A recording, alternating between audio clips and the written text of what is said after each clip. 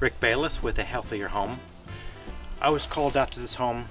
A young couple is going to purchase the house, going to fix up the house, move into the house, and they had concerns about wetness and dampness and mold. They have children, want to be sure the house will be healthy for them and for their children.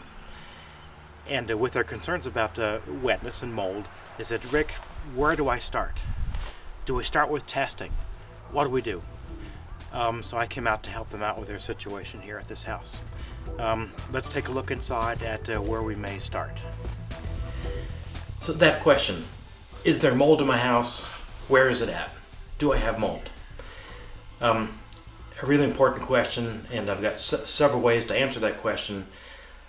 Sometimes what's done is to bring in devices to see if there's mold in the house. Someone might bring in and take an air sample and use this little plastic capsule to pull some air through it. Maybe there's mold spores in the air and mold particles in the air and other dust in the air. And it gets sucked in through this capsule.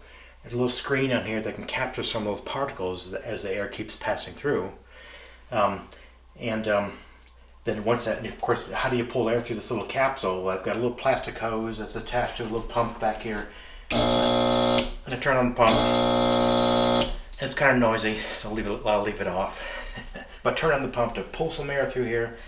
Stuff was caught on the screen. And I take this little capsule back off, and I send this to the lab. I got it on the hose a little bit. Take this little capsule, put some tape on the ends, send it to the lab, and they can look at that screen and see, all right, what did we capture? That happened to be floating in the air in this part of the room at the 5 minutes I had this on. And they might tell us that there's some mold spores here in the room, in the air. An air sample.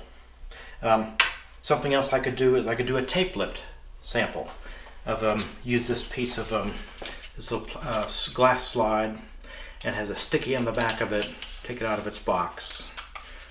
Glass slide. Of course, I'd be much more clean about all this with my rubber gloves on at the time I'm doing this. But to show you a little glass slide, tape with some sticky. I peel it off and I take the sticky part and I stick it to a surface to capture some dusts. Put it carefully back on the slide, back in the container, send it off to the lab, and they can look at that under a microscope and see what do we see in the dust, and then maybe get a head count of molds. Something else I could do is a swab sample, where all it is like a big Q-tip is all it is, with a material at the end of this long stick, and I could swipe it across the surface to capture some dusts, and slip it back inside the plastic container, send that off to the lab. They'll probably take that out and swipe it on and take that back out of this and swipe it onto a dish where molds can begin to grow on the dish, and maybe to better identify what mold spores I might have caught in that little sample of dust that I caught on the swab.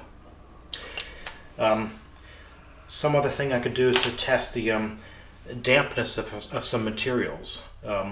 If something is damper, I could use this moisture gauge here, moisture meter. Take the lid off of it. It has these couple of prongs on it, and I could stick these prongs into a material, into some wood or drywall or something, and see how damp that material is. And the damper it is, the more likely it is that mold growth has been initiated in that material. So I could use that moisture meter. I could use another tool like the hygrometer. My hygrometer has slots in it. I could wave this in the room to move some air through there, and it'll tell me how damp or how dry the air is in the room. And the damper it is, the more likely mold activity has been initiated. So I could use a hygrometer. Another piece of this puzzle is the temperature of surfaces. I could use my infrared thermometer to point that at a surface, like at my red button, so I could tell the temperature of the surface of my hand, and the cooler something is, the more likely that's damper and more likely that mold growth has been initiated, or the cooler it is, moisture might condense on that surface first and drive the mold growth. So I could use the infrared thermometer for that. Um, so I could use these devices to sample some air in the space I'm at, but still there's a limitation to using these tools. All this tells me is the temperature of a surface. All this tells me is how much moisture is in the air at the moment I'm sampling it. All this tells me is the dampness of the wood at the moment I insert these needles into the wood. All this air sample device tells me is how many molds did I happen to capture today, the way things are in the house today, just in this room. With any of these devices, I have no clue what's going on throughout the rest of the house. What if all the molds are down in the crawl space or in the basement? What if all the molds are in the back room?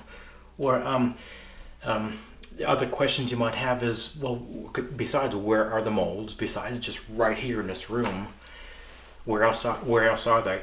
How intense are they over there versus over here? What cleanup methods should I use in this spot versus that spot? What drove the mold to grow there in the first place? What do I have to fix or change so the molds don't grow there in the future? What might it cost me to get these to do this work? Can I do some of this myself? All those other questions, really important, serious questions about mold, these devices aren't answering for me. All they're telling me is, yes, you've got some molds. Here's about how many molds, and we could maybe put a name to some of these molds, but it doesn't answer all those important practical questions. So the moral of the story is, recognize when these tools are going to help. But for the majority of our answers, my most important tool is going to be my flashlight. As simple as that. Let's go through the house together, shoulder to shoulder, what you know about your healthiness conditions in the house, what I know about how a house behaves, about what drives mold activity, about what kinds of fixes would work and wouldn't work so well. That's the stuff the information we have to gather. Those are the questions you have, and that's what we'll figure out together, going through the house shoulder to shoulder. So our first step, before we pull out all these tools, the first step is I come visit the house, we have a discussion, I grab my flashlight, and we take a walk around the house and see what's going on. Let's do that next.